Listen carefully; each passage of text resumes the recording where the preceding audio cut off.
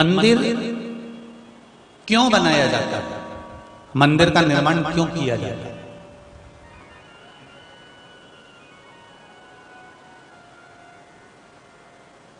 मंदिर किस लिए बनाते हैं?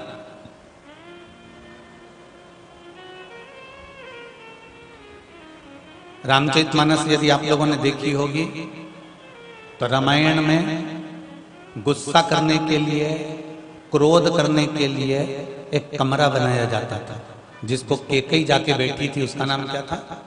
कोप भवन। ये पुरानी रीति है त्रेता की। सतयुग और त्रेता युग और द्वापर युग की बात को स्मरण करो कि गुस्सा करने के लिए एक कमरा बनाया जाता था और उसमें जाकर जो बैठता था, जिसको क्रोध आता था, फिर उस क्रोध वाले व्यक्ति से मिलने के लिए दूसरे को जाना पड़ता था कि क्रोध क्यों आ रहा है। हर कोई क्रोध करते भी नहीं थे। उस भवन का नाम होता था कोप भवन।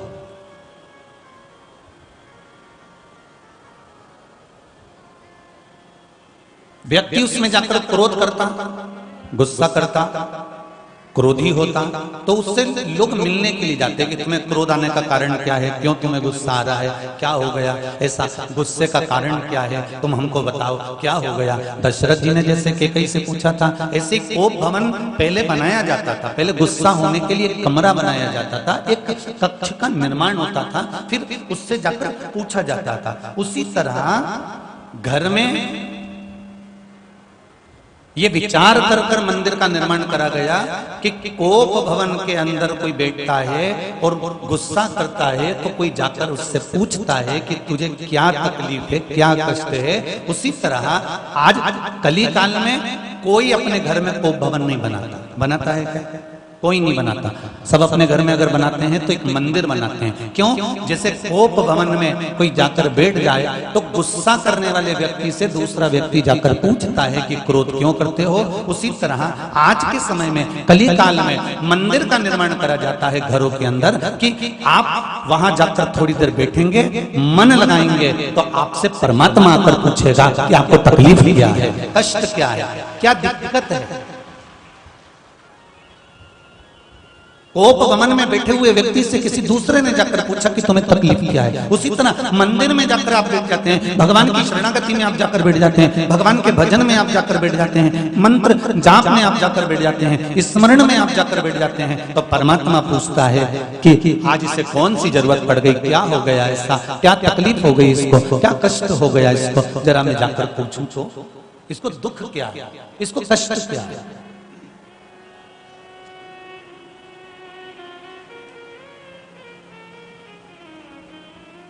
नाम है तेरा तारणहारा, कब तेरा दर्शन होगा।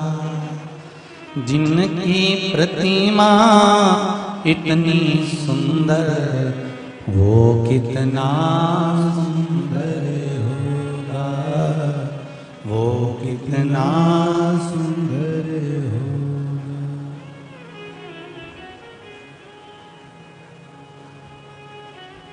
जरा विचार करिएगा। एक मन लगाकर, एक चित्त लगाकर, एक वृत्त लगाकर, एक ध्यान लगाकर थोड़ी देर शिव जी के पास बैठो, कुछ देर बैठो।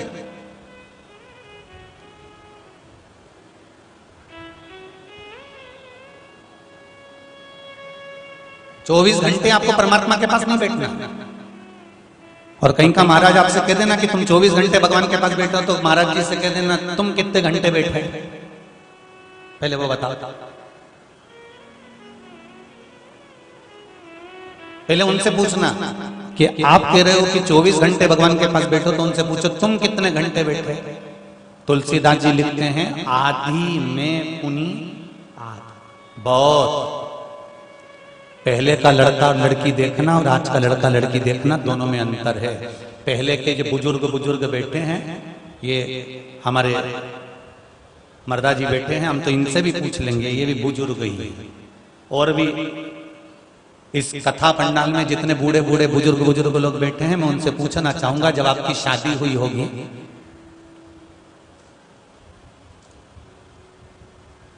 तो लड़की क्या आपको होटल में मिलने आई होगी? जरा बोलो तो जम के। जितने बुजुर्ग बैठे हैं यहां पर,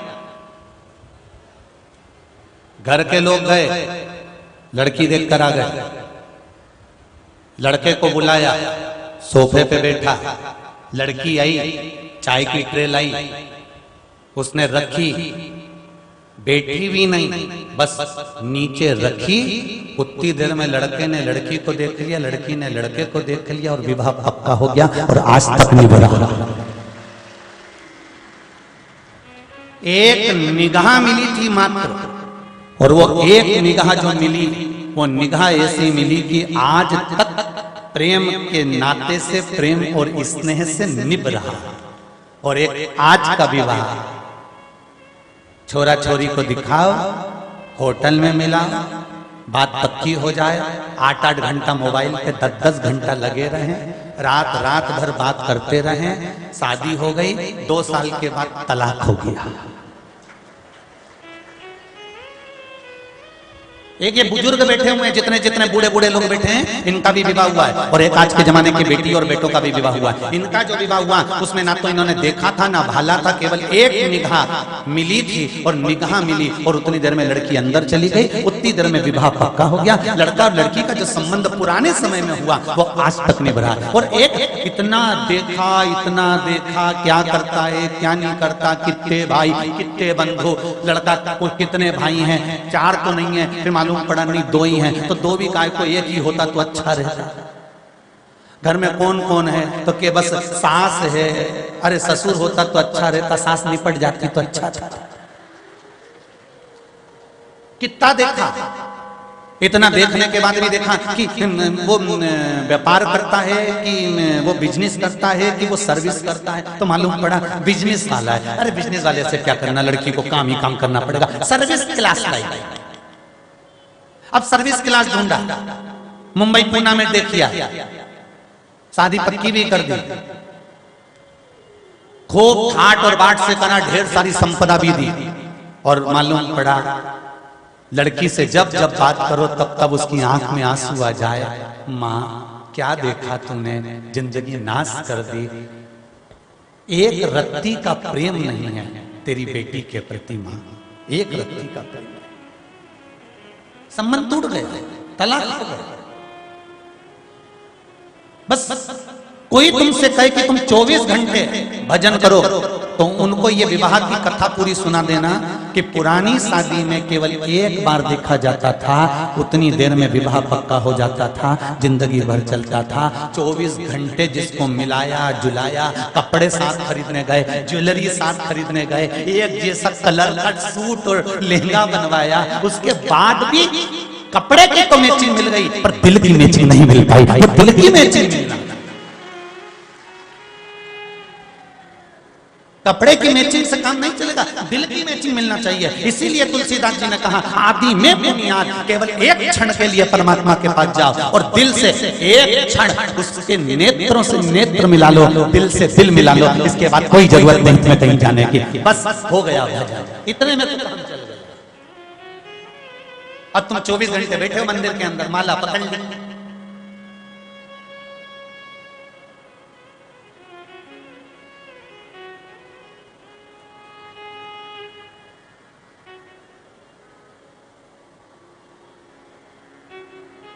अरे उधर से झाड़ू लगाती लगाती ले जा। हाँ मैं पानी पड़ा, वहां भी पोछा लग सकना इधर से। और सुन, वो डब्बा रखा वहां से उठा लेना। अब 24 घंटे का भजन देखिए ऐसी हो, 24 घंटे, और एक क्षण का भजन कैसा होता है, एक क्षण का भजन, एक लोटा पानी भरा, शिव जी के मंदिर गए, डाला, स्पर्श करा, गले मिले और दिल से कह दिया कैसे हो शंभू, ध्यान रखना मेरा, और चल गया, बस हो गया, हो गया। उसने आपको देख लिया और आपने उसको देख लिया, ये दिल की प्रीति है।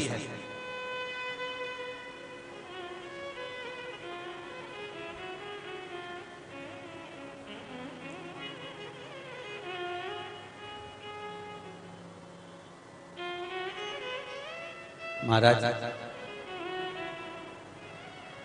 ना जी भर के देखा, ना कोई बात की, बड़ी आरज़ू थी मुलाकात की।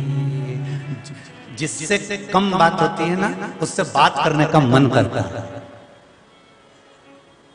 हरिद्वार रोज रोज आते रहोगे तो कहीं घूमने नहीं जाओगे। हरिद्वार पहली बार आए होगे ना तो मन करेगा मनसा देवी भी चले जाऊं, चंडी देवी भी चले जाऊं, दक्षेश्वर महादेव भी चले जाऊं, नीलकंठ भी चले जाऊं, ऋषिकेश भी चले जाऊं। जितना घूम सकता हूं सब घूम लो, जितना देख सकता हूं देख लो। और दूसरी बार फिर अपने परिवार वाले के साथ आ गए तो तुम क्या होगे? तुम कर आओ दर्शन, मैंने तो कर चल। तीसरी बार आओगे तो फिर कह दोगे एक ही तो बात है, गंगा जी का पानी भी तो नल में ही आ रहा है।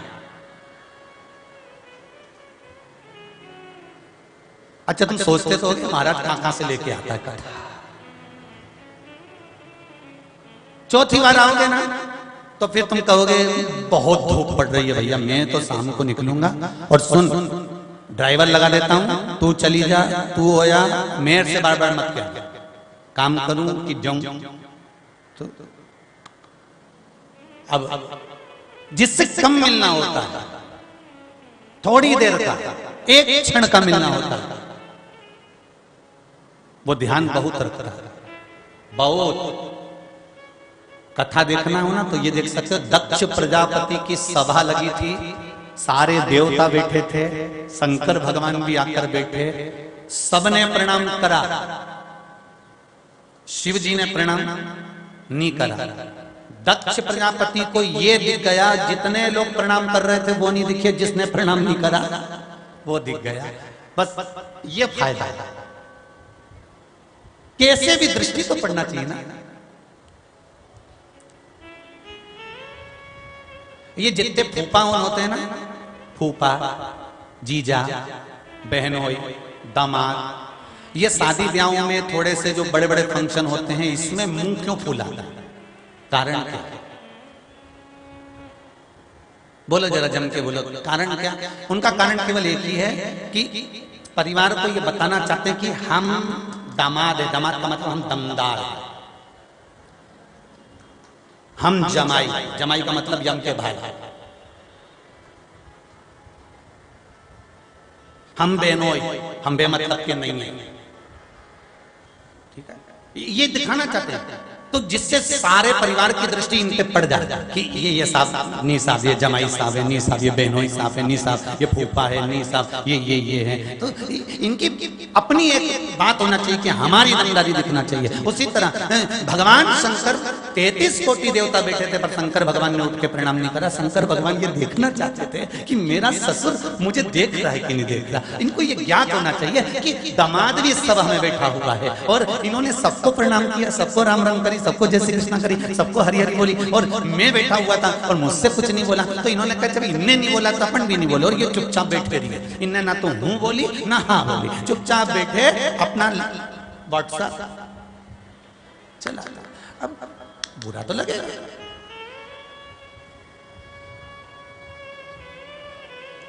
क्रोध आ गया दक्ष प्रजापति, अपने काम में लगे थे। आज का व्यक्ति अपना काम क्या करता है? व्हाट्सएप चलाता है।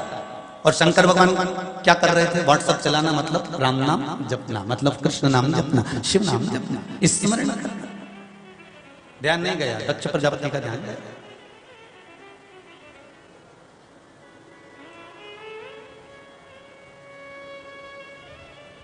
क्रोध आ गया, श्राप दे दिया। शिव, मैं तुम्हें श्राप देता हूं कि तुम शमशान का निवास करोगे। शंकर भगवान खुश हो गए, मेरे ससुर ने बहुत जोरदार गिफ्ट दिया है, इनके बराबर संसार में कोई नहीं दे सकता। जितना अच्छा ससुर सोचता है उतना अच्छा कोई नहीं सोच सकता। शंकर भगवान ने जैसे ही भगवान शिव के ससुर दक्ष प्रजापति ने कहा तुम्हें श्राप देता हूं कि तुम शमशान का निवास करोगे, शिव उठ गए और उठ के डमरू बजाकर नाचने लगे। भगवान विष्णु ने पूछा आप क्यों नाच रहे हो? शंकर भगवान बोले मेरे ससुर जैसा दुनिया में किसी का ससुर नहीं होगा। मेरा कितना सोचा, मुझे प्लाट भी दिलाया मकान बनाने के लिए, तो ऐसी जगह दिलाया जहां कोई कब्जा ही नहीं करे। अब शमशान में कौन कब्जा करने जाएगा? शंभो शरणे पड़ी मांगू घड़ी ले घड़ी दुख कारो दया करी निदर्शन आपो। शिव जी ने सोच लिया दक्ष प्रजापति से अपन को ज्यादा बात नहीं करना। दक्ष प्रजापति ने श्राप दे दिया, शंकर भगवान ने एक शब्द नहीं बोला, क्योंकि शिव जानते थे कि इनसे बोलकर करेंगे क्या।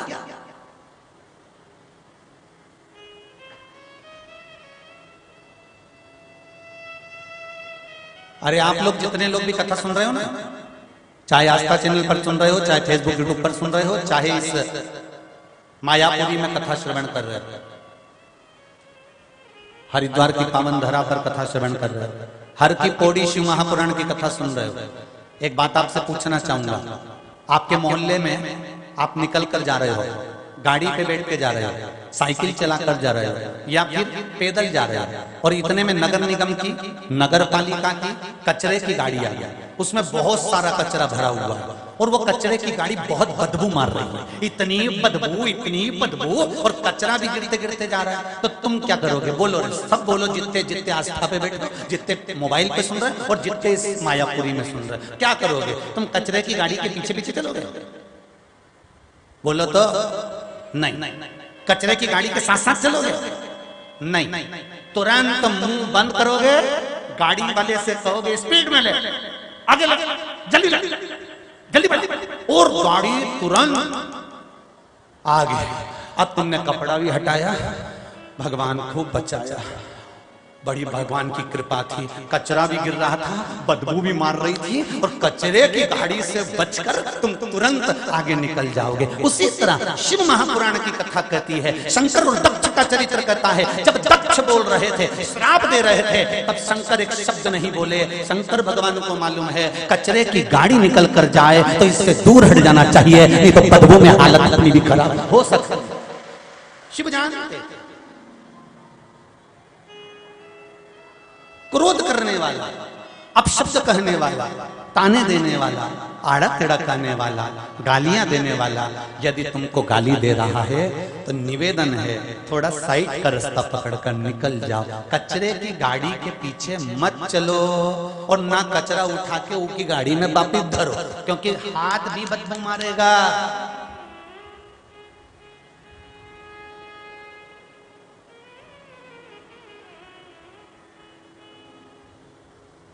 ये संसार कोयला को टुकड़ो, दाग लगे दामन में, नर तू मत पड़ रे उलझन में। क्यों पड़ता? तू तो भगवत स्मरण कर बैठ कर, स्मरण भगवान की भक्ति का कर,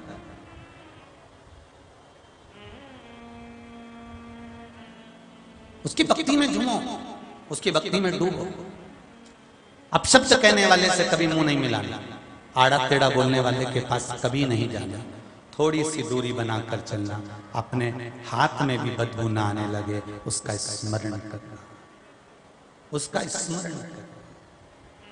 बन सके कृष्ण नाम, राम नाम, शिव नाम, पंचाक्षर, षडाक्षर या श्री शिवाय नमस्तुभ्यम जपते। जिस समय में गोविंद बोलो प्रेम से, गोपाल बोलो रे, गोविंद बोलो प्रेम से, गोपाल बोलो रे, तुम गोविंद बोलो रे, गोपाल बोलो रे, तुम गोविंद बोलो रे, गोपाल बोलो रे, तुम गोविंद बोलो प्रेम से, गोपाल बोलो रे, गोविंद बोलो प्रेम से, गोपाल बोलो रे। गोविंद बोलो प्रेम से, गोपाल बोलो रे। गोविंद बोलो प्रेम से, गोपाल बोलो रे। ओ गोविंद बोलो रे, गोपाल बोलो रे। गोविंद बोलो रे, बोलो बोलो गोपाल बोलो रे। गोविंद बोलो रे, गोपाल बोलो रे। तुम गोविंद बोलो रे, गोपाल बोलो रे। हाँ गोविंद बोलो प्रेम से, गोपाल बोलो रे। गोविंद बोलो प्रेम से, गोपाल बोलो रे। तुम गोविंद बोलो प्रेम से, गोपाल बोलो रे। गोविंद बोलो प्रेम से, गोपाल बोलो रे।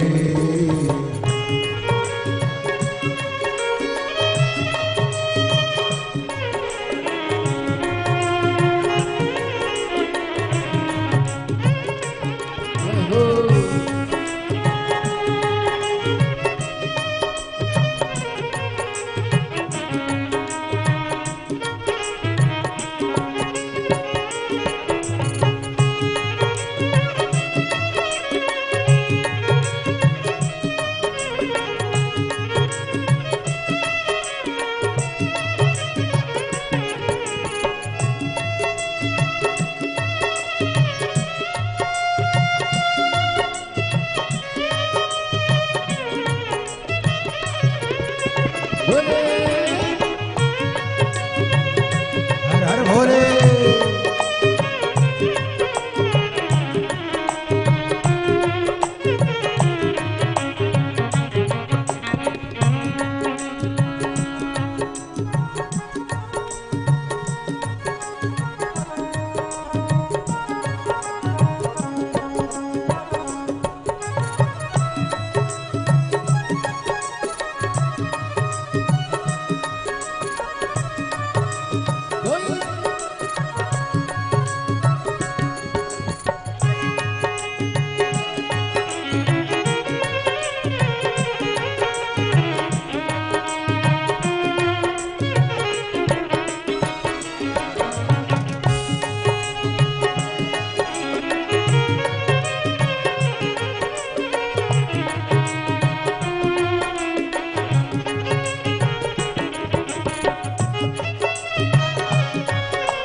जय हो।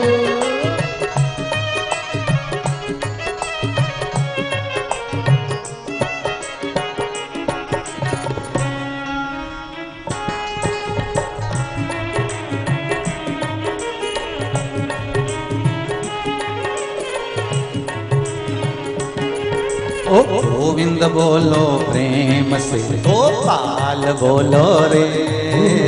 गोविंद बोलो प्रेम से, गोपाल बोलो रे। श्वास आवे रे, श्वास जावे रे। श्वास आवे रे, श्वास जावे रे। श्वास आवे रे, श्वास जावे रे। श्वास आवे रे, श्वास जावे रे। श्वास जावे प्रेम से, गोपाल बोलो रे। श्वास आवे प्रेम से, गोपाल बोलो रे। गोविंद बोलो प्रेम से, गोपाल बोलो रे। गोविंद बोलो प्रेम से, गोपाल बोलो रे। तुम गोविंद बोलो रे, गोपाल बोलो रे। गोविंद बोलो रे, गोपाल बोलो रे। तुम गोविंद बोलो रे, गोपाल बोलो रे। गोविंद बोलो रे, गोपाल बोलो रे। तुम गोविंद बोलो प्रेम से, गोपाल बोलो रे। गोविंद बोलो प्रेम से, गोपाल बोलो रे। तुम गोविंद बोलो प्रेम से, गोपाल बोलो रे। गोविंद बोलो प्रेम से, गोपाल बोलो रे। तुम गोविंद बोलो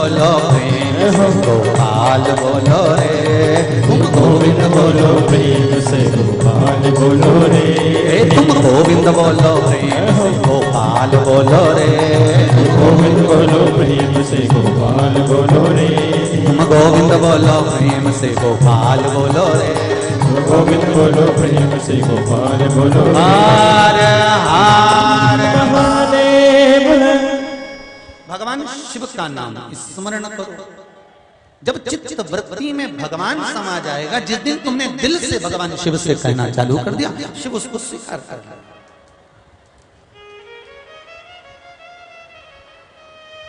श्री शिवाय नमस्तुभ्यं। दिल से बोलिए जरा। मायापुरी में बैठे हो, अपने मन की कामना कर कर बाबा को बोलना। इस मंत्र के साथ में अपनी मन की अर्जी भगवान को लगा। श्री शिवाय नमस्तुभ्यं, श्री शिवाय नमस्तुभ्यं, श्री शिवाय नमस्तुभ्यं, श्री शिवाय नमस्तुभ्यं, श्री शिवाय नमस्तुभ्यं। भगवान से अपने मन की बात कहते थे। एक क्षण का मिलना, एक पल का भगवान के मंदिर जाना, अर्थात अपनी बात भगवान से कह देना।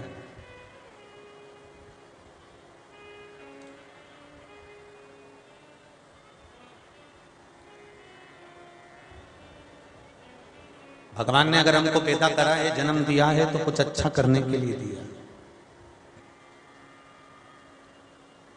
अपने आप को स्पेशल समझो, फालतू नहीं। कलकत्ता में कहा था ना कि फालतू का सामान जब तुम अपनी अलमारी में नहीं रखती, घर में नहीं रखती, तो भगवान अपनी सृष्टि में, पृथ्वी पर तुम फालतू रखेगा क्या? वो भी तो सोच विचार कर हमको जन्म देता होगा।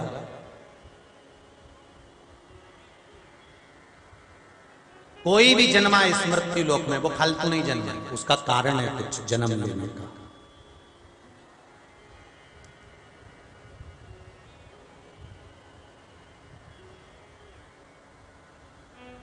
एक वो जन्म लिया था, एक बार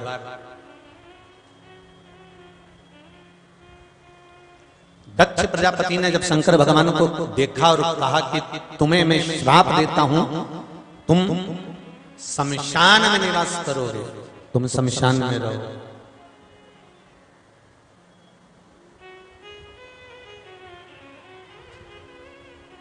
अब शिवजी प्रसन्न हो। पहले के लोगों को एक बात बहुत ध्यान में रखना, आप लोग भी ध्यान में रखिएगा। पहले के लोग मकान बनाते थे तो उस मकान में जिस तारीख को मकान की नींव खोदते थे, उस तारीख को, सन को, महीने को मकान के आगे लिखवा देते थे। बोलो बोलो, किसी किसी के मकान पे देखा आप लोगों ने? किन देखा? क्यों? ये 1999 में बना, ये 18 में बना, ये 17 में बना, ये 2021 में बना, ये 20 में बना, ये 22 में बना। पढ़ा है? कहीं पे नहीं पढ़ा? अरे बोलो तो जम के पढ़ा है ना। मकान को सीमेंट से लिखवाते थे। जब सीमेंट के आगे डिजाइन बनवाते थे तो आगे का जो एलिवेशन बनवाते थे उसमें उसको लिखवा देते थे कि ये इतनी तारीख को ये बना है, इतनी तारीख को ये बन गया, उसमें लिख दिया जाता है।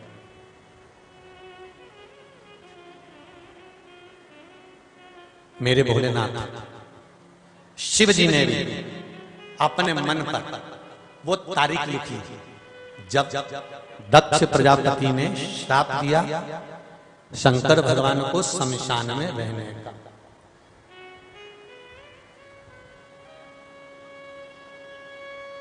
निश्चित हो गए। बहुत ध्यान दीजिएगा जरा इस कथा पर, सावधानी से जरा ध्यान रखकर। तारीख, तिथि, दिन निश्चित हो गए कि इतनी तारीख को इतनी तारीख को इतनी तिथि में ये निश्चित हो चुका है।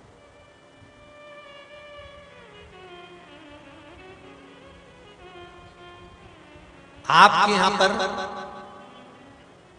5 किलो का रसगुल्ले का डब्बा कब आया था? आइसक्रीम का फैमिली पैक कितनी तारीख को आया था? आपको याद है? जम के तो बोलो नहीं। पर आपके यहां अगर कोई दुख आ गया, तकलीफ आ गई, तो वो तारीख आपकी जिंदगी में कोई नहीं मिटा सकता। आपको याद बनी रहती है कि मैं दिन तारीख को बीमार पड़ी थी, मेरे साथ में ये तकलीफ हुई थी, मेरे साथ में ये कष्ट हुआ था, मेरे साथ में ये परेशानी आई थी।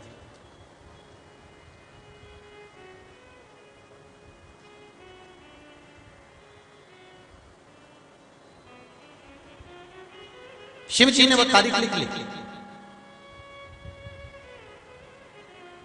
ये उसमें कहा एक महाराज जी चतुर्मास करने पधारे, और महाराज जी चतुर्मास करने आए तो प्रवचन दे रहे थे। प्रवचन देते देते उनको 4 महीने हो गए थे। 4 महीने होने के बाद वो जाने लगे। उनको गांव के लोग स्टेशन छोड़ने के लिए,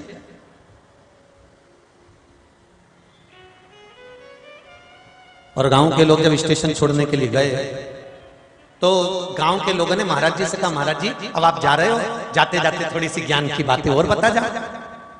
महाराज जी को आ गया गुस्सा। महाराज जी ने कहा, तुम सब पगले हो, मूर्ख हो, गधे हो, और छोटे वाले गधे नहीं, बड़े वाले गधे हो। आ गए, थोड़ा सा और ज्ञान दे दो, भागो यहां से, चलो निकलो यहां से। और महाराज जी ने जो अपशब्द कहना चालू करा, और सारे गांव के लोगों ने उनको ट्रेन में बिठाया। महाराज जी चले गए। 20 साल के बाद, 25 साल के बाद, 30 साल के बाद महाराज जी फिर चतुर्मास करने आए, और गांव के लोग उनसे मिलने के लिए गए। और मिलने के लिए गए तो गांव के लोगों ने कहा, गुरुजी पहचाने? गुरुजी बोले, बिल्कुल पहचाने। कुछ याद है आपको? गुरुजी बोले, हमको सब याद है, तुमको कुछ याद है कि नहीं है बताओ। गुरुजी याद करो, चतुर्मास करने आए थे। गुरुजी बोले, बिल्कुल पूरा याद है।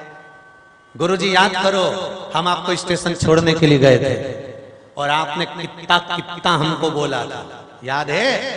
गुरुजी बोले, मुझे सब याद है। स्टेशन पे मैंने तुमको कहा था तुम गधे हो, छोटे नहीं, बहुत बड़े वाले गधे हो, मूर्ख हो। गुरुजी बोले, मुझे सब याद है। अब ये बताओ, 5 अप्रैल को मैंने कथा चालू करी थी चतुर्मास की। 9 तारीख को कौन सा प्रवचन दिया था, जल्दी बताओ। पूरे गांव के लोग बोले, कैसी बात करते हो कि 9 तारीख की कथा हमको अभी तक याद रहेगी? तो गुरुजी बोले, स्टेशन पर 2 मिनट कहा था, वो 25 साल तक याद रखा, और 4 महीने बैठकर कथा बाची, 1 मिनट याद नहीं रह पाए। ये संसार आप किसी के लिए कितना ही अच्छा कर देना, लोग उसको याद नहीं रखेंगे। आपने एक गलती कर दी, दुनिया याद रखेगी। आप एक गलती कर दीजिए, दुनिया आपको याद रखेगी, पूरी दुनिया।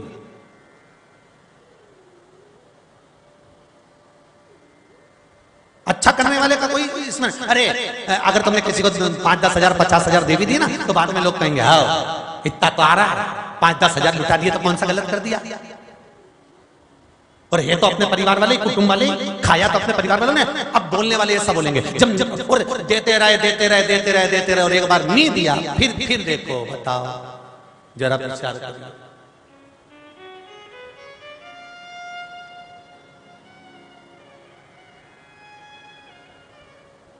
बस शिव जी ने वो तारीख स्मरण में रख ली कि मेरे ससुर ने मुझे आज यहाँ पर विराजमान किया है, संसान दिया है। तो शिव जी ने अपने गणों से कहा, संसान में क्या रहता है? चिता की भस्म।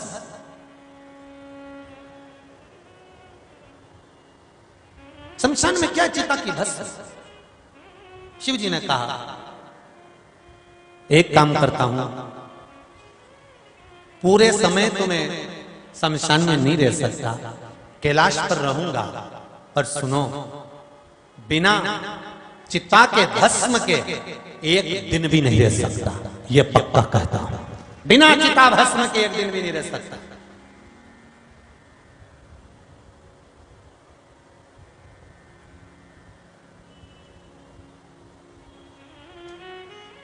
दो थे। इस मृत्यु लोक में संसार पर दो असुर, एक भस्मासुर और एक वक्रासुर, ये दो ऐसे थे जिनके हाथों में शिव जी ने ऐसा वर दे दिया था कि ये जिस पर हाथ रखेंगे वो भस्म हो जाएगा। वक्रासुर कौन था?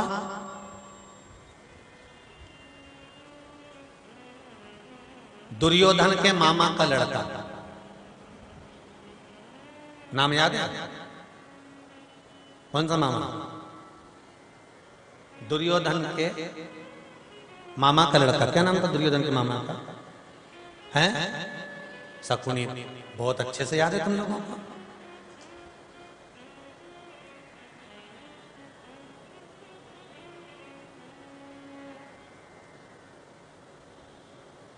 याददाश्त अच्छी है। मुझे लगता है 2 बादाम तुम जरूर रोज घिस घिस के खाते हो। पक्की तो है, होना चाहिए। शकुनी का बेटा था वक्रासुर।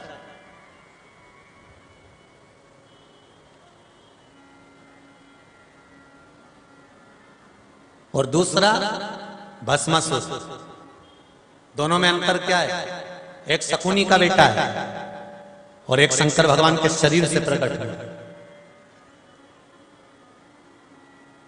आज भोलेनाथ जी ने, भगवान शंकर ने कह दिया, पार्वती, ए पार्वती, पार्वती जी यहीं बोलिए प्रभु, पार्वती चिता की भस्म लाओ, मेरे शरीर पर मलना है मुझको। पार्वती जी ने नंदी को बुलाया, नंदी जल्दी जाओ चिता की भस्म लेकर।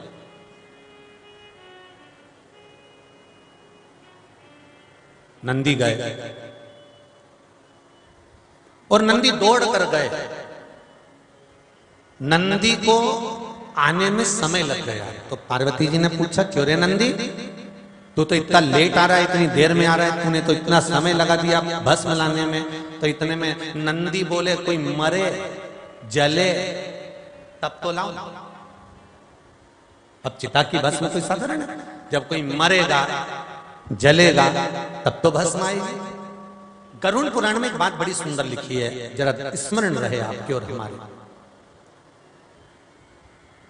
ब्रह्म वैवर्त पुराण में भी बड़ी सुंदर बात लिखी है।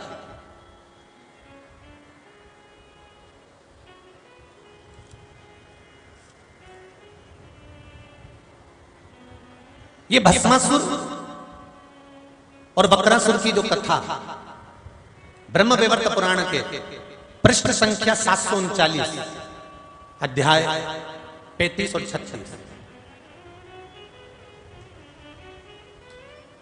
अगर किसी के मन में आए कि गुरुजी कहां से बोल रहे हैं तो आप पढ़ सकते हो, स्मरण कर सकते हो।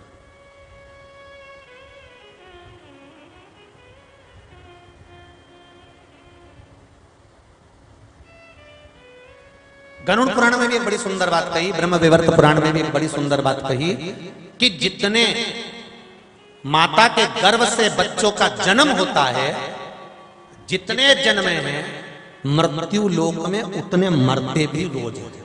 ध्यान दीजिएगा, जन्म और मरण का जो लेवल है, जो पलड़ा है, ये बराबर रखा जाता है। ये नहीं कि जन्म ही जन्म लिए और कोई मरा ही नहीं। हाँ, जन्म और मृत्यु का लेवल जब घटने और बढ़ने लगता है, जब देखा कि माता के गर्भ से जुड़वा बच्चों ने जन्म लेना ज्यादा चालू कर दिया, या माता के गर्भ से बच्चों की उत्पत्ति, बच्चों का जन्म ज्यादा होने लगा, तो भगवान देखते हैं कि अब मृत्यु का लेवल थोड़ा सा घट रहा है, तो भगवान बीच बीच में कहीं ना कहीं ऐसा कर देते हैं कि मृत्यु का लेवल बढ़ा देते हैं। जैसे उत्तराखंड में 16 में त्रासदी हो गई थी। उत्तराखंड में एक बार त्रासदी हुई ना, तो लेवल मृत्यु का बराबर कर दिया। अभी भी भगवान ने देखा कि मरने वाले कम है, तो उन्होंने कहा कोरोना को भेज दो, लेवल बराबर कर दो।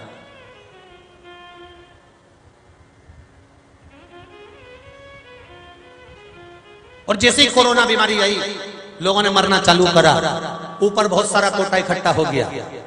तो इतने में यमराज धर्मराज बोले, महाराज जी बहुत सारे इकट्ठे हो गए, अब लेवल बंद कर दो। भगवान ने कहा ठीक है, तीसरी लहर तक थोड़ा सा कम कर देंगे, चौथी तक आएगी, तब तक तो पूरा रोक देंगे, चिंता मत करो। तो लेवल बराबर करके रखा।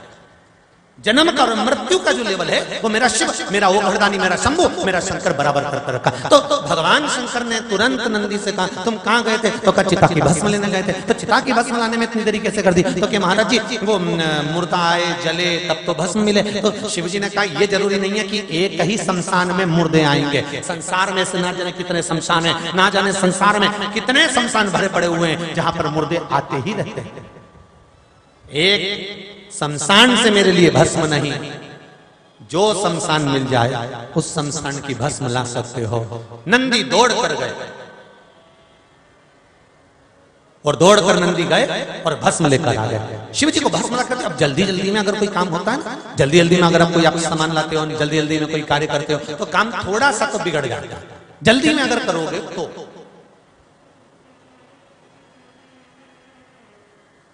और नंदी गए भस्म लाए, शिव जी को दी, शंकर जी ने शरीर पर लगाई। लगाते लगाते शंकर भगवान के शरीर पर जैसे ही शिव जी हाथ को मल रहे थे, मलते से ही मेरे भोले बाबा के शरीर पर जब राख मल रहे थे, चिता भस्म मल रहे थे, तो उस मुर्दे की हड्डी शिव के हाथ से घिसा।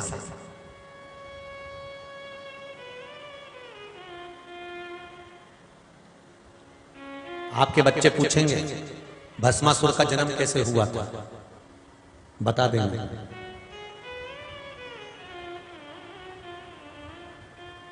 बृकरासुर कैसे पैदा हुआ था, कंस का जन्म कैसे हुआ, रावण कैसे पैदा हुआ, हिरण्यकशिपु कैसे जन्म ले लिया, हिरण्याक्ष कैसे जन्म ले लिया, इनके जन्म का भी हमको ज्ञान होना चाहिए। शिव जी ने चिता की भस्म को मला। मेरे शंकर ने जैसे चिता की भस्म को मला, मलते हड्डी भगवान शंकर के शरीर से रगड़ गई। शिव जी ने वो देखा आखिर इसमें हाथ में क्या आ गया, क्योंकि अभी तक मेरे देव अधिदेव महादेव के पास में जो चिता की भस्म आती थी, वो भस्म माता पार्वती जी हमेशा छान कर उसको साफ कर कर देती थी, पर आज थोड़ा जल्दी थी इसलिए नंदी ने सीधे ले जाकर देती है। वो चुभ गई, चुभी। शिव जी ने देखा क्या है तो मालूम पड़ा ये तो हड्डी भस्म है, मतलब एक हड्डी का टुकड़ा है वो जल चुका है, हड्डी का टुकड़ा जल चुका है, वो भस्मित हो चुका है, वो जल चुका है, भस्म बन चुका है। शिव जी ने उस हड्डी के टुकड़े को उठाकर नीचे जमीन पर फेंक दिया। फेंकते समय भगवान शिव के नाम से निकल गया, शिव के नाम से निकल गया हर।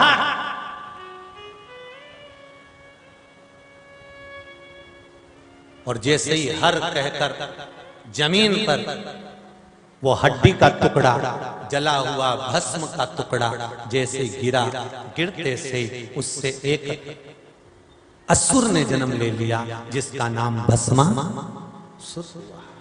वो असुर है।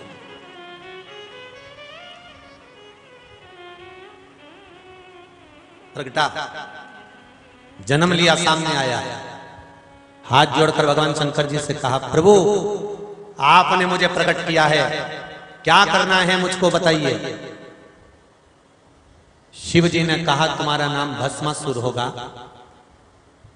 तुम्हें इसलिए प्रकट करा है कि तुम एक ही काम करोगे, मेरे लिए चिता की भस्म ढूंढ कर लाओगे प्रतिदिन।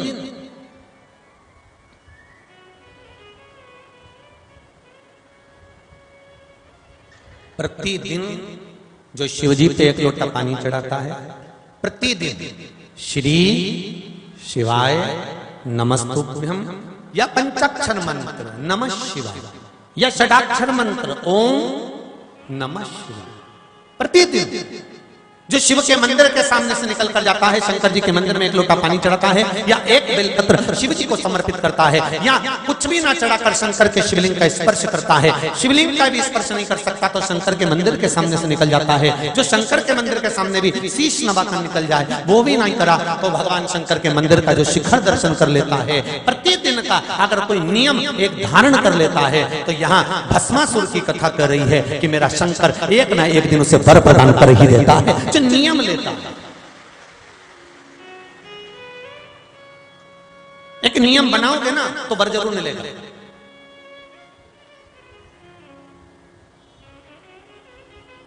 एक गुरुजी ने अपने चेले से कहा, सुन बैसाख का महीना चालू हो गया, कोई नियम तो ले ले। उसने कहा गुरुजी नियम मेरे से नहीं दिया जाता, मेरे से ना तो भूखा रिया जाए ना उपास करा जाए, मैं कोई नियम नहीं लेना चाहता। कोई तो नियम ले ले। तो उसने कहा एक नियम ले लेता हूं। क्या? मेरे पास में एक कुमार रहता है, मटके बनाता है। उस कुमार का घर मेरे घर के पास में है, उससे मैं रोज मिलता हूँ। एक काम करता हूँ, जब तक मैं उसका मुंह नहीं देखूंगा तब तक मैं रोटी नहीं खाऊंगा। बस इतना नियम तो ठीक है। गुरुजी ने कहा बहुत अच्छी बात है। अब इसको मालूम था कि कुमार रोज इसी के साथ में रोज चलता फिरता, इसी के साथ जाता आता, सुबह से इसको मिल जाता। इसने नियम ले लिया कि कुमार का मुंह देखेगा तब ये भोजन करेगा। 20 दिन निकल गए। 21वां दिन कुमार चले गया मट्टी खोदने, इसको मिला नहीं। अब ये भूख से बिलख रहा, भगवान कहां चले गया वो भगवान। 25 बार छत पे चढ़ गया, देखिए आया पर कुमार नहीं मिला। इसके घर पहुंच गया, कुमार के पत्नी से पूछा कहां है? तो के मिट्टी खोदने गया। कहां पे? तो के नदी पे। ये नदी पे पहुंचा। जैसे ही नदी पर पहुंचा उसका मुंह देखने के लिए कुमार मिट्टी खोद रहा था और खोदते खोदते कुमार को उस मिट्टी में से एक सोने का घड़ा निकल गया। सोने का घड़ा निकला। इतने में ये बस कुमार को देखा और देखते से बोला देख लिया देख लिया देख लिया, और देख के तुरंत भाग गया और रोटी खाने बैठ गया। कुमार को लगा कि मेरा सोने का जो अंडा निकला इसने देख लिया, अगर इसको हिस्सा नहीं दूंगा तो ये जाके इसमें से देगा। एक काम करता हूं कि इसको आधा हिस्सा देता हूं। और कुमार सोने का हंडा लेकर इसके घर पहुंच गया और जाते से कही भाई भैया हाथ जोड़ता हूं, आधा तू रख ले आधा मुझे दे दे। उसने कहा क्या? तो कि ये सोना का हंडा मिला था, तूने चिल्ला के कहा था ना देख लिया देख लिया देख लिया, तूने कहा था ना देख लिया। इतने में वो सामने वाला बोला सही कहता हूं, मेरे गुरुजी ने मुझे नियम दिलाया था कि कोई भी एक नियम ले ले भगवान तेरा भंडार वैसे ही भर देगा, तो नियम तो ले। मैंने नियम लिया था कुमार का मुंह देखने के लिए, तो सोने का हंडा मिल गया। भले मैंने उसका मुंह देखा पर आधा माल तो मिल गया। उसी तरह हम कुछ नियम ले कि हम शिव जी को एक लोटा पानी रोज चढ़ाएंगे, एक चावल का दाना रोज चढ़ाएंगे, या एक फूल रोज चढ़ाएंगे, या एक फूल की पत्ती रोज चढ़ाएंगे, या शिव जी के मंदिर में जाऊंगी तो शंकर जी को स्पर्श करूंगी, या शंकर जी के मंदिर में दिया जरूर लगाऊंगी, या मैं बेलपत्री के पेड़ के नीचे दिया जरूर लगाऊंगी, या पानी जरूर डालूंगी। कोई एक नियम हम अपनी जिंदगी में ले। जब आप नियम लोगे तो पूरा करने वाला भी मेरा देव अधिदेव महादेव होगा। एक नियम लेकर चल, ले तो एक नियम।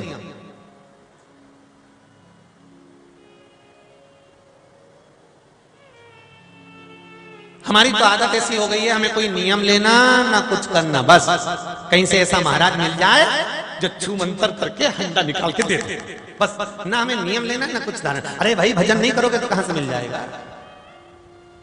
कर्म करो फल जरूर मिलेगा। और देखो इन पत्रों में कहा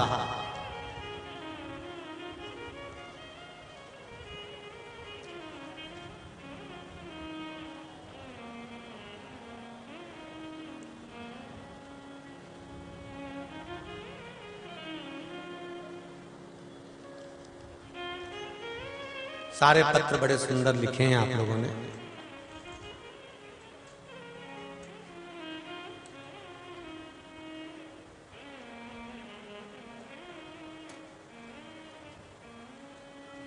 कमलजीत सैनी हरिद्वार उत्तराखंड से हैं। कहीं बैठे हो तो हाथ उठाइएगा, हाथ दोनों हिलाइएगा। कहाँ है? अच्छा इधर है क्या? दोनों हाथ हिला दीजिएगा, ठीक है? इधर सोफे पर दोनों हाथ हिला दो एक बार। हर हर महादेव। कमलजीत सैनी हरिद्वार उत्तराखंड से हैं। गुरुदेव आपकी कथा 2021 लॉकडाउन से सुन रहे हैं। मेरा बेटा 2009 में बीमार हुआ, उसको स्किन रोग हो गया। डॉक्टरों का इलाज सब कुछ करा लिया, ऐसा कोई डॉक्टर नहीं बचा। दिल्ली क्या सारी दुनिया के डॉक्टर दिखा लिया पर स्किन रोग ठीक नहीं हुआ। हम चारों तरफ से हार चुके थे। जिसने जो बताया सब कुछ कर लिया था, पर कुछ नहीं हुआ। फिर मैंने जब कथा सुनी आपकी, उसमें शिव महापुराण पर विश्वास सुना, और उस विश्वास के साथ में आपने जैसा जैसा कहा वैसा उस बच्चे के लिए करना प्रारंभ करा। एक फूलों वाला उपाय, सावन का 1 महीने 1 लोटा जल का चढ़ाना उपाय, और पशुपतिनाथ का व्रत करना प्रारंभ करा। देवाधिदेव महादेव की क्या कृपा रही गुरुदेव कि जैसे ही करना चालू करा, 2021 से आपकी कथा सुन रही हूं और उपाय करना प्रारंभ करा। आज मेरा बेटा 90% ठीक हो गया, उसको अब दवाई की जरूरत भी नहीं है। 90%। बैठिए मां। हर हर महा, ये शिव कृपा।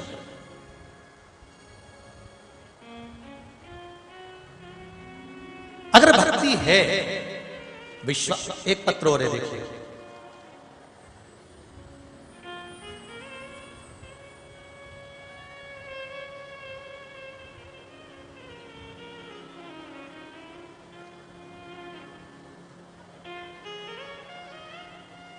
दीपाली शर्मा हिमाचल प्रदेश से आई हैं।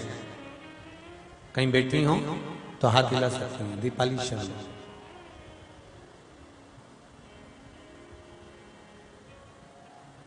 इन्होंने लिखा है, गुरुदेव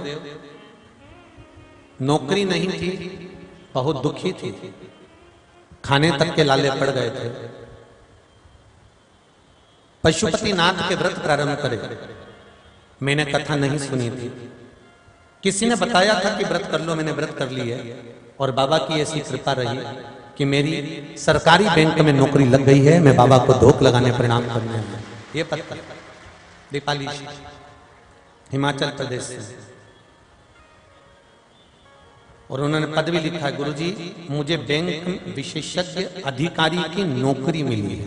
यहां लिखा है उन्होंने, विशेषज्ञ अधिकारी की नौकरी। ये शिव कृपा। शंभो शरणे पड़ी, मांगू घड़ी रे दुख का, दया करी दर्शन। आपका विश्वास, आपका भरोसा, आपकी दृढ़ता, आप शिव को समर्पित तो करो। एक नियम बना लो आप कि मुझे 1 लोटा पानी चढ़ाना है,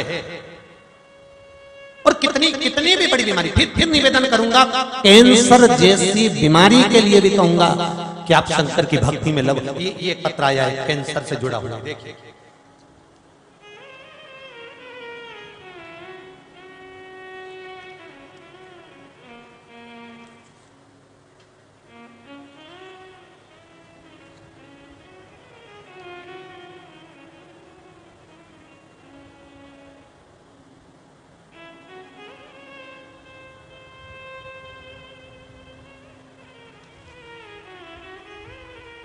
मेरा नाम शिमला देवी है, बनवारी नगर, सिहानी, चुंगी, गाजियाबाद से कथा सुनने में आई हूं।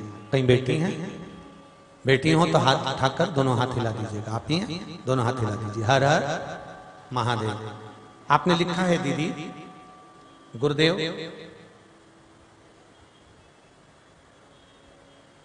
पशुपतिनाथ की कृपा, मेरे पति की पीठ पर एक गांठ थी गुरुदेव। वो गांठ बड़ी होती चली जा रही थी, जिसका पता तक नहीं चला। जब दर्द उत्पन्न हुआ तब उसको दिखाया, गांठ आई। सब तरह के ऑपरेशन की सबने राय दी और बताया कि कुछ गड़बड़ भी हो सकता है, पर आपने कहा था एक कथा में कि शिवजी को चढ़ाया हुआ जल या रुद्राक्ष का जल शंकर को समर्पित कर कर उस जल को पीना चालू करो। गुरुदेव वो जल पीना चालू करा। आज मेरे पति की पीठ की गठान गल चुकी है, अब गांठ नहीं है। ये शिव कृपा। बैठिए बहन। हर हर महादेव। शिव करुणा सागर कि अगर भोले बाबा का सहारा न होता तो दुनिया में कोई हमारा जब दुख आए, जब तकलीफ आए, जब कष्ट आए, और हम तो यहां तक कहेंगे कि केवल दुख तकलीफ या कष्ट में ही नहीं, शंकर को एक लोटा पानी, तुम्हें लगता है कि अभी मेरा काम नहीं हुआ, तुम्हें लग रहा है कि मैं तो रोज मंदिर जाती हूँ, रोज आराधना करती हूँ, रोज जल चढ़ाती हूँ, इसके बाद भी मुझे दुख है, तो समझ लेना कि कुछ ना कुछ विपदा भारी है, इसलिए मेरा भोलेनाथ धीरे धीरे काट रहा है। थोड़ा समय तो लगेगा पर काट देगा। ये विश्वास के साथ मंदिर में जाए, आप विश्वास के साथ शिव की आराधना करिए।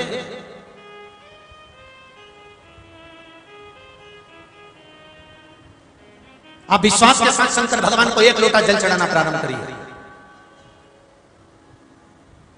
और जब विश्वास के साथ आप भगवान शंकर को एक लोटा जल चढ़ाना प्रारंभ करेंगे तो यह विश्वास मानकर चलना कि दुनिया का ऐसा कोई काम नहीं जो मेरा देवाधिदेव महादेव ना कर दे। महादेव ना कर दे। जब वो कामदेव को भस्म कर सकता है, जब वो कामदेव को भस्म कर सकता है, तो क्या आपके दुख को, तकलीफ को, समस्या को, कष्ट को भस्म नहीं कर सकता? क्यों ना? जब काम के विहीन पूरी मृत्यु लोग को कर सकता है, तो क्या रोग के विहीन ये शरीर नहीं कर सकता? आप दिल से कहो, वो दिल से सुनेगा। शंकर भगवान ने भस्मासुर को प्रकट करा और भस्मासुर से कहा, सुन, तेरा एक काम है, चिता की भस्म लाकर देने का। भस्मासुर गया चिता की भस्म लेने के लिए, ढूंढता रहा, भस्म लाता रहा, देता रहा, कभी भस्म मिलती थी, कभी नहीं मिलती थी। चिता की भस्म जब शंकर भगवान को नहीं मिलती, एक दिन भस्मासुर के मन में आ गया, और भस्मासुर असुर प्रवृत्ति से भरी हुई थी उसके अंदर, क्योंकि अस्थि से, हड्डी से उत्पन्न हुआ है।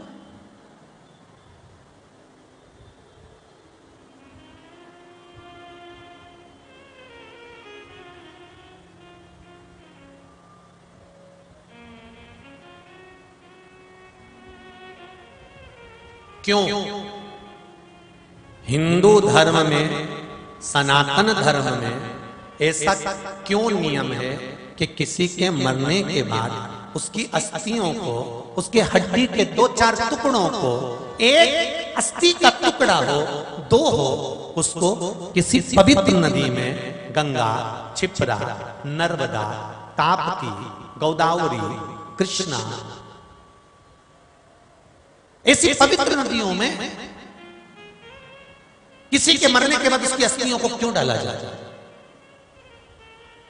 भाई एक कारण तो यह है कि देवी भागवत में लिखा है कि गंगा जी ने वर मांगा था भगवान शंकर से कि मुझे वर दीजिए, किसी के प्राण छूटने के बाद अस्थियां जब मेरे जल में आए तो जितने समय तक गंगा के जल में मरे हुए व्यक्ति की हड्डियां पड़ी रहेगी, उतने दिन तक उस जीवात्मा को वैकुंठ में पड़ा रहना पड़ेगा, ये वर दे दीजिए। तो या तो दुनिया के लोग कहते होंगे कि वो अस्थि इसलिए लोग गंगा जी में ले आके डालते हैं कि गंगा जी में जितने दिन तक अस्थि पड़ी रहती है, उतने दिन तक वो जीवात्मा भगवान के वैकुंठ में पड़ी रहती है, भगवान के धाम में पड़ी रहती है। पर यह बात तो देवी भागवत की है, पर ब्रह्मवृत्ता पुराण के अंतर्गत, नर्मदा पुराण के अंतर्गत, शिव महापुराण के अंतर्गत, गरुड़ पुराण के अंतर्गत, पद्म पुराण के अंतर्गत, अग्नि पुराण के अंतर्गत जब पवित्र नदियों का वर्णन आता है और उसमें हड्डी के टुकड़े को, अस्थियों को विसर्जन का जब वर्णन आता है, तो उसका मतलब क्या है, उसको समझे तो सही। शिव महापुराण की कथा कहती है जब किसी के प्राण छूटते हैं, यम उसकी जीवात्मा को स्पर्श कर कर, गरुड़ पुराण में लिखा है, जीवात्मा को लेकर जाते हैं।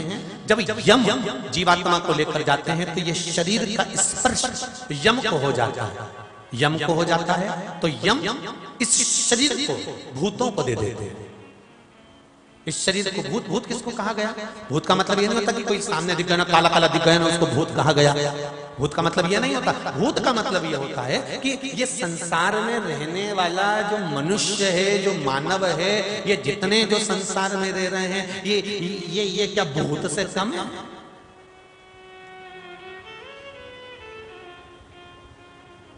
इनके बराबर संसार में कोई नौटंकी नहीं कर सकता रे भाई। जितने तुम लोग बैठे हो ना, और जितने अपन लोग बैठे हैं, इनसे बराबर कोई भूत कम नहीं है। कितनी सुंदर सुंदर बातें कहते हैं। हम प्याज नहीं खाते, हम लहसुन नहीं खाते और दूसरे का पड़ा हुआ धन मिल जाए तो सब सेट कर जाते। बोलो रे भूतों, अरे बोलो तो सही, तेरा क्या होगा रे कालिया, विचार तो करो। दूसरे का धन मिल गया, किसी का पैसा ले लिया, खा गए और नाटक इतना करे कि हम प्याज नहीं खाएंगे, हम लहसुन नहीं खाएंगे, हम ये नहीं खाएंगे, हम वो नहीं खाएंगे, और वक्त पड़ने पर दूसरे का धन खा जाओ, दूसरे की संपदा खा जाओ, दूसरे की दौलत खा जाओ, दूसरे की मान प्रतिष्ठा यश खा जाओ, वो खा जाओगे। अरे ओ भेरू, जरा विचार तो करो, कहा जाओगे?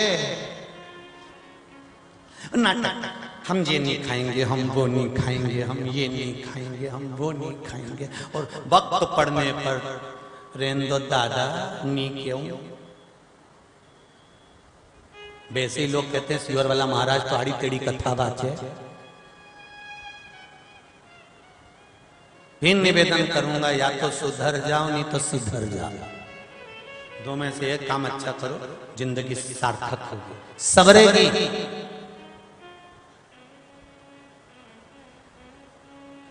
एक अस्थि का टुकड़ा संसार वालों को दे दिया, कहा ये अस्थि क्यों दी गई, ये हड्डियां क्यों बीन कर लाते हो, क्यों गंगा जी के जल में देते हो, क्यों पवित्र नदी के जल में देते हो, क्यों नर्मदा में, क्यों क्षिप्रा में, क्यों आदि सरयू में, क्यों गोदावरी में, क्यों कृष्णा में, क्यों मंदाकिनी में, क्यों क्यों विसर्जन करते हो, उसका कारण क्या है, पवित्र नदी में क्यों भेजा जाता है। तो कहा इस अस्थि जब तक घर के अंदर रहती है, जीवात्मा के जाने के बाद हड्डी का टुकड़ा जब तक अस्थि उस भूमंडल पर रहती है, तब तक उस अस्थि के बल पर वो जीव आत्मा का चित्त वृत्ति जिस घर से अर्थी उठ कर गई है, वो जीवात्मा की वृत्ति उस घर तक रहती है।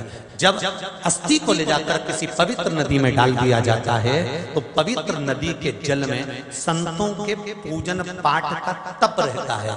आप में कई लोग ऐसे होंगे जो भजन करते होंगे, आप में कई लोग ऐसे होंगे जो व्रत करते होंगे, आप में कई लोग ऐसे होंगे जो स्मरण करते होंगे, आप में कई लोग ऐसे होंगे जो राम नाम कृष्ण नाम भजते होंगे, आप में कई लोग ऐसे होंगे जो भगवान की भक्ति करते होंगे, आप में कई लोग ऐसे होंगे जो ठाकुर जी की सेवा करते होंगे, आप में कई लोग ऐसे होंगे जो जगदम्बा की सेवा करते होंगे, आप में कई लोग ऐसे होंगे जो दुर्गा महारानी का मंदिर का दर्शन करते होंगे, 33 कोटि देवता, आप में कई लोग ऐसे होंगे जो भगवान की भक्ति में डूबे रहते, कोई रामायण पढ़ता है, कोई गीता पढ़ता है, कोई कुछ पढ़ता है, कोई कुछ पढ़ता है। और ऐसे पवित्र जीवात्माएं जब नदी के अंदर स्नान करती हैं, तो इनका तप बल का तेज उस नदी में जाता है, और जो हड्डी पड़ी रहती है उस पर जब इनके तप बल का तेज पानी के साथ छूता है, तो उनको परम पद मिल जाता है, उनकी मुक्ति हो जाती है, उनका मोक्ष हो जाता है।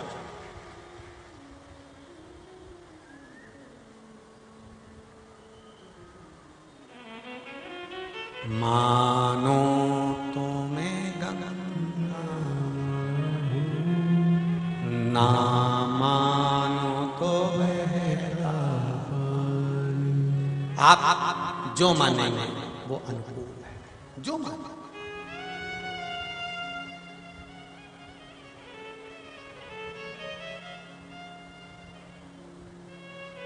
अब एक बात और सामने खड़ी हो जाती है, ध्यान देना, जो जीते जी गंगा नहाकर चले जाए, फिर उसकी हड्डियों को गंगा जी में डालना जरूरी है कि नहीं? अब तुम्हारे हित की बात आ गई,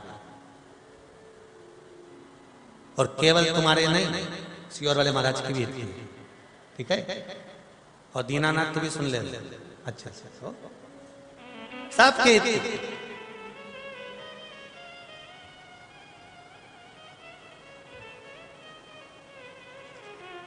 कि अगर कोई जीते जी जिंदा जी गंगा का स्नान करिया, फिर इतनी दूर उसके बच्चे उसकी हड्डियों को, उसकी अस्थियों को नहीं लाए, तो गंगा उस जीव को तार देगी।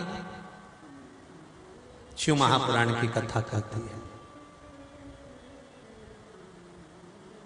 माता पिता जिंदा हैं, बच्चे अगर उनके जीते जी खूब सेवा कर लें, तो मरने के बाद तुम किसी को भोजन नहीं भी कराओगे तो भी गंगा तार देगी। स्मरण करिएगा, जिस घर में माँ बाप की इज्जत नहीं होती, उस घर में देखना कभी बरकत नहीं होती। जहां माता पिता का सम्मान होगा वहां आनंद होगा, जहां माता पिता का आदर होगा वहां बरकत होगी। जहां जब तक जिंदा हो तुम्हारा शरीर चल रहा है, फिर वही वाली बात आ गई कि तुम्हारा शरीर चले और तुम्हारे घर में चले, तब तक सब अच्छा काम करो। 50 बार गंगा नहाने आ जाओ, शरीर चले गंगा नहाओ, शरीर चले गंगा जाओ, शरीर चले तीर्थ जाओ, और तुम्हारे घर में चले तब तक दान कर लो, पुण्य कर लो, सत्कर्म कर लो, कथा करवा लो, भागवत करा लो, स्मरण कर लो। तुम्हारी जब तक चले तब तक करा लो, और इसके बाद जब दूसरों की चलना चालू हो जाएगी तो जी दो रोटी खाना भी मुश्किल हो जाएगा। इसलिए तुम्हारी जब तक घर में चले और तुम्हारा शरीर चले तब तक सारे अच्छे काम करो। जीते जी गंगा नहा लो, बाद में अस्थियों को ले जाकर हरिद्वार भेजने की भी जरूरत नहीं है। जीते जी नहा लोगे। जीते जी नहाने का मतलब है अपना एड्रेस गंगा मैया को देकर आ गए कि मैं दिल्ली से आई हूँ नहाने के लिए। गंगा जी को मालूम है कि 15 नंबर मकान में ये वाली बिल्डिंग में इस फ्लैट में रहती है और ये नहाने के लिए आई है। अब गंगा जी की ड्यूटी है कि तेरे प्राण छूटेंगे तो तू भले गंगा मत जा, तेरी हड्डियां भले ना जा, और गंगा तेरे पास पहुंच जाएगी और तुझे तार देगी। जीते जी जाएगी।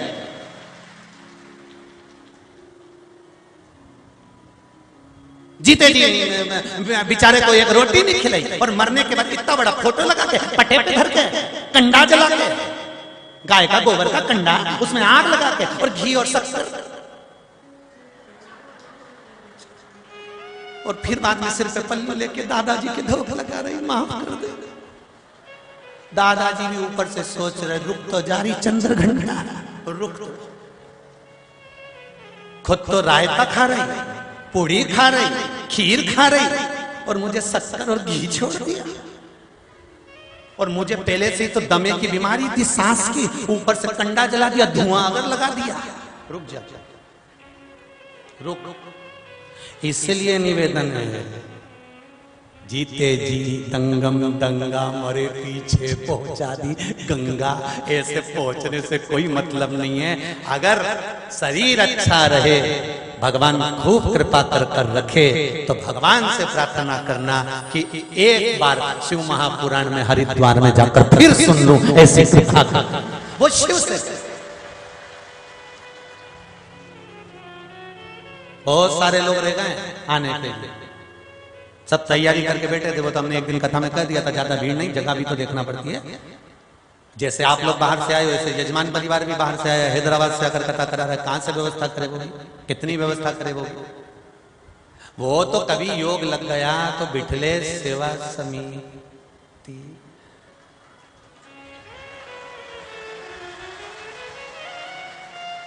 पर कभी योग बना, बाबा की कृपा हुई और कहीं अच्छा बाबा करुणा करे। कल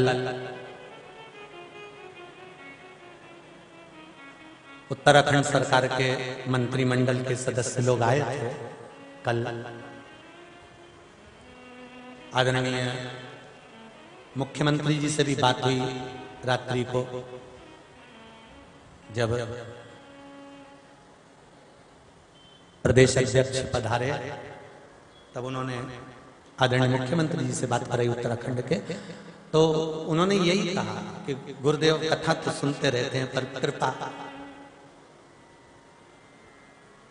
अभी और बाकी है। तो हमने कहा बाबा जब बुलाएगा और शिव की कृपा होगी फिर हरिद्वार जाएंगे। ये तो शिव है, ये तो मेरा ओघड़ी है, शंकर है, वो बुलाता रहे, आते रहो, भजन करते रहो, कीर्तन करते रहो, शरीर चले तब तक भजन स्मरण करिए। ये बैठे से भोले वाले हो, यही शिव कृपा। दिनेश जी एक बात तो है, भगत बहुत जोरदार रहा है, यही शिव कृपा। सबकी भक्ति है और अलमस्तता है और भक्ति का आनंद है, यही आनंद है, यही सुख है। इसी को बस भजन कहते हैं, बस यही आनंद, इसी को सुख। भस्मासुर ने पूछा, मैं सब दूर जाता हूं, कभी भस्म मिलती है चिता भस्म, कभी नहीं मिलती है। तो भस्मासुर बड़ा चतुर था, और उस भस्मासुर को गुरु मिल गए थे शुक्राचार्य, और उन्होंने कह दिया था तू असुर है, असुर प्रवृत्ति को और पनपाया। जितने असुर होते हैं ना, इनको कोई फूक मारने वाला मिल जाए तो ये और उग्र हो जाता है। कहां चिता की भस्म ढूंढने जाता है? शंकर जी के पास में रहता है तो शंकर जी से वर मांग ले कि तू जिस पे हाथ रखे वही भस्म हो जाए। रोज रोज शमशान जाने का लफड़ा ही खत्म, अपनी खुद की कंपनी डाल, काय को माथा बच्चे कर, खुद भस्म की फैक्ट्री बनाओ। बार बार टेबलेट लेने काय को मेडिकल जाए, खुद बनाओ। अच्छा, ये भी बड़ी विचित्र है, शुक्राचार्य जी ने बोला और इसके दिमाग में बैठ गया। ये बड़ी विचित्र बात होती है महाराज। सिर दुखता है, दवाई पेट में जाती है, दवाई को कैसे मालूम पड़ता है कि ये सिर ही बंद करेगी? इसको सिखा के भेजा जाता है कि तू सिर में ही जाना। हाथ दुखता है तो दवाई पेट में जाती है, दवाई को कैसे मालूम कि उल्टा ही हाथ दुख रहा है, इसी पे जाना है। आंख दुखे, दवाई पेट में जाए, दवाई को कैसे मालूम कि इसी आंख में जाना है। जैसे दवाई अपना काम करती है पेट में जाने के बाद,